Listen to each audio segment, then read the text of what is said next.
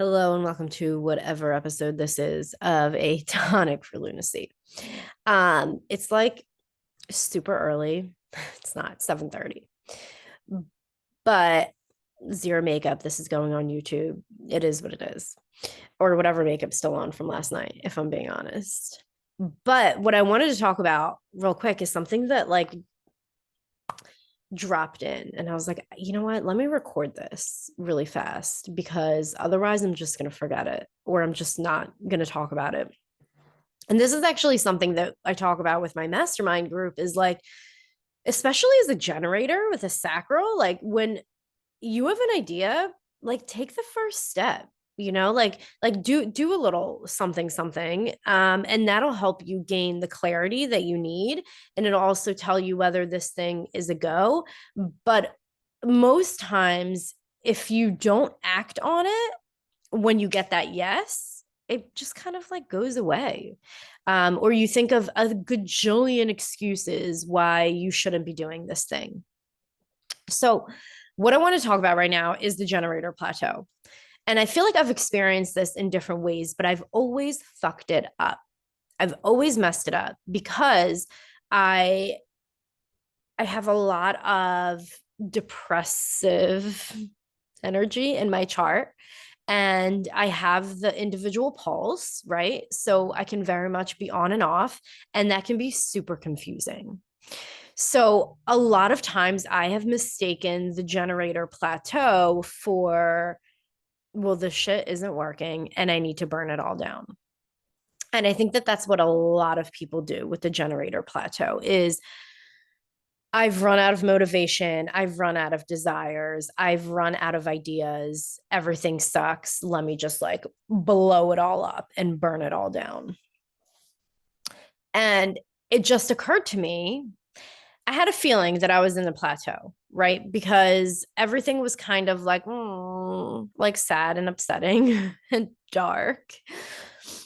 But I kept hearing like it's not over. Like it's not over yet. It's not over yet. It's not over yet. Like we're not ready to burn it down. We're not ready to burn it down. And there's something that I do, and I've talked about this before, but like years ago with different clients is soul journaling. So there's a great book by Alyssa Romeo, and it's called Meet Your Soul, I believe. I will drop a link. Um, and I first was introduced to her through one of my coaches, Heather Allison, who I will also drop a link to because she's incredible. And Heather Allison she's very feminine. She's very like intuitive. She's very flowy, but also like hard, like not hard, honest, right? Like she's honest. And I really love her approach because she teaches you how to run your life and your business through soul, like through your intuition. Those of you that know, I have a 57 bridge. I am a split definition, and one of the bridges that I need is 57. So, one of my deepest obsessions has been intuition and this idea that I am broken and I need to be fixed. And only if I learn more and more and more and more and more about my intuition will I be able to figure out my life. And if only I could hear it. Right. So, what we don't understand about our bridges is this is our biggest conditioning. So, these are the places where we feel like we're broken if you're a split definition or a quad split. We feel like we're broken. We feel like if I could just have this one thing, everything will be taken care of. Like my life will be complete. But as a split definition, we need the other. We all need another, but split definitions specifically. And actually, our next module, I know so many sidebars here, but our next module in Shadow Stripper School in May is going to be about relationships. And I'm going to talk a lot about split definitions because split definitions were made for relationships because we are here to attract what bridges are split. So, Heather Allison, I don't know. I don't know what her chart is. I know she's a manifester, but I don't know what her chart is. I'm assuming she's got the 57. Her energy of the 57 of that intuition bridges my split in like the most beautiful way. Like the most beautiful way. Like I have taken courses with her probably since 2017, maybe 2018. I don't know. It feels like forever. But one of the courses that I'm in now, I'm in multiples now, is soul guided, where we really go deep into how to hear your soul and how to talk to your soul and how to connect with her. And the work that I'm doing is combining my intuition, my soul speak, if you will, with my sacral response. So I've created a list of questions essentially for myself and an understanding with her, with soul, that this is a yes, this is a no. And it coincides with my sacral response because ease, right? Like, let's make it easy. It doesn't need to be complicated. I've tried to make it complicated. Don't get me wrong. Anyway, so I have a list of questions that I go through like every day and then throughout the day. So when I get a sacral yes, I know it's from her as well. And then I can kind of check in with her. Anyway, I've been soul journaling, right? Like feeling like I'm in this plateau, like it's a little bit stale. Like you guys have probably noticed, I've been posting a little bit less on Instagram, been playing with some fonts. I talked about that in my last episode. This morning, I was doing a prompt and Heather does shamanic journeying. You guys are really getting all the details about my routines. And it was a shamanic journey, and the message that came through was this feather, and this feather was just like dropping slowly, and I was like, what is this? And I heard, this is how it works. Like, this is how it works. It drops in slowly. And I was like, this makes so much sense, because the other day, yesterday, I had a call with one of my other mentors, and my assistant, and we were talking about creating human design shadow as a brand. So I already own humandesignshadow.com. So I got Human Design Shadow, the Instagram account. Go follow.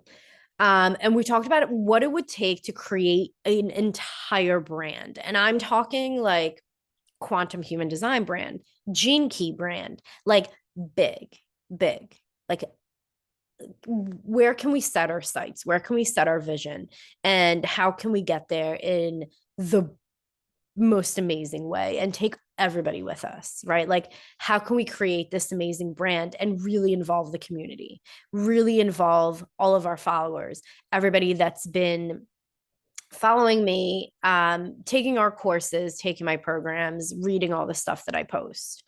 So there's a lot that's involved, obviously, but it's super exciting. So how I'm putting this all together is, this is what happens with the generator plateau, is that you get to this place where you're like, okay, I've achieved this mastery. I've achieved this thing that I've wanted, this thing that I've been trying to create. And now where do I go? Do I burn it all down and do I go all the way over here? Right? Like, I'm a manifesting generator. Like, I'm like, what's next, bitches? Like, what can I do next? Where else can I put my attention? Or do I decide, you know what? Here's my generator plateau, but there's another level of mastery that I want right above that, right above that.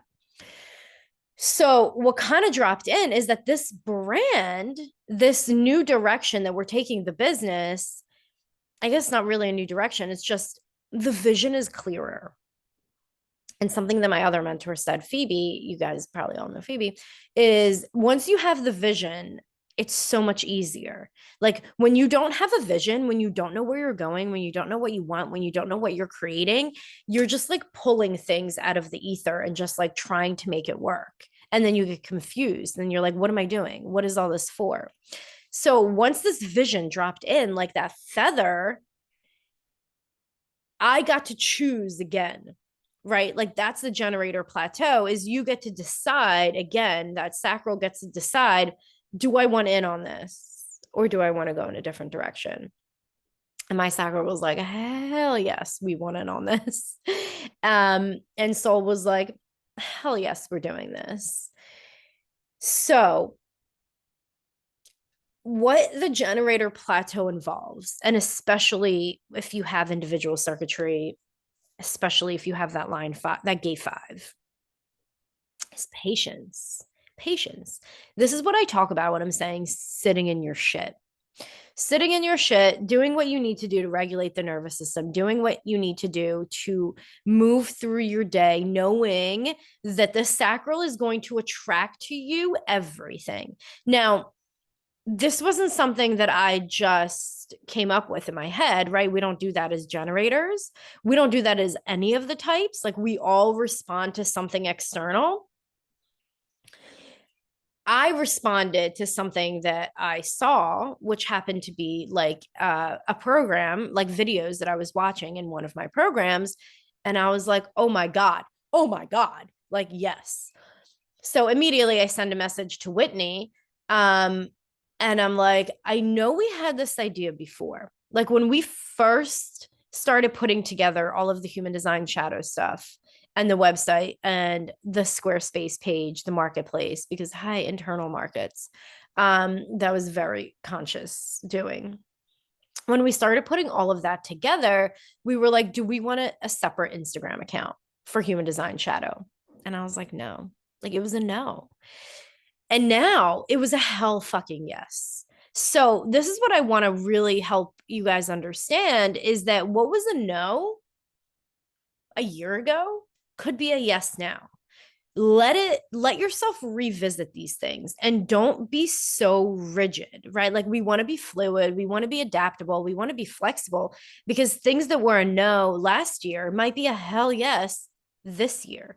And if we allow ourselves to revisit them, especially if you have those gates of deafness, those channels of deafness, the 1034, Lord, I don't remember, but I will find it. Everybody, please hold. This is in one of the documents that I create for my students in the human design shadow training. We have 38 is the gate of deafness. 43 is the gate of selective hearing or deafness. Okay, deaf gates. Hard for people to take advice. They hear what they want to hear, and they may take a few extra days to really get it. The 43, the 38, the 39, and also the 1034. Ross said was the channel of deafness, where like it takes you a little bit longer. You know, like somebody could say something to me like, hey, you should really like, do you want to teach this class? And I'd be like, no. Like, how dare you tell me what to do? Right? Because the 1034 is so it's a little self-absorbed. It's a little you know, like, oh God, what's the word I'm looking for? It's just like no. Like, please don't tell me what to do. It's stubborn for sure, a little bit selfish, but it takes them a little bit more time. It takes them a little bit more time.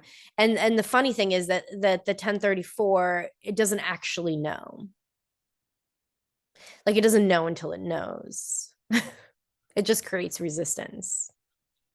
Anyway, this is a whole other topic, but it does take a little bit longer sometimes for things to drop through. So like 1034 being connected to the sacral is like one of the channels that I respond through. So if I'm acting a little deaf to the advice that's coming in, it might drop in a few days later where I'm like, oh my God, yes, this is brilliant. Like I was just being stubborn because I didn't want anyone else to tell me what to do. Hey, individual circuitry, hey, 2644, right? The channel of the entrepreneur.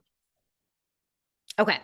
So the point of this little chat right here is about the generator plateau. It's about having patience. Have patience, because that next thing can drop in very quickly or it can take some time. But if you get impatient and you just decide, your mind decides, I need to burn it all down, then you've missed an opportunity. Will this opportunity come again? I don't know. That I don't know. Um, have patience if you're in this stuck place, if you're feeling like you don't know whether you're going up or down. Remember to respond. Remember that life brings things to you. And especially as a manifesting generator, we are so deeply conditioned. And I just did a video about the energetic strategy for manifesting generators, for Phoebe's Human Design for Business program. And the thing that I talked about a lot in that video was the need to stay in your own lane and get out of your own head. So if you're feeling stuck, if you're feeling confused, sometimes it takes like a social media detox. Go back to the things that you love, right? Like for me, it's going back to my profile, my line one, research. Like I love to read and research. And if I'm not doing it, I feel completely out of alignment. So reading and researching for me is not the same as like reading and researching on Instagram, right? Like following certain accounts, not the same. Listening to podcasts, not the same.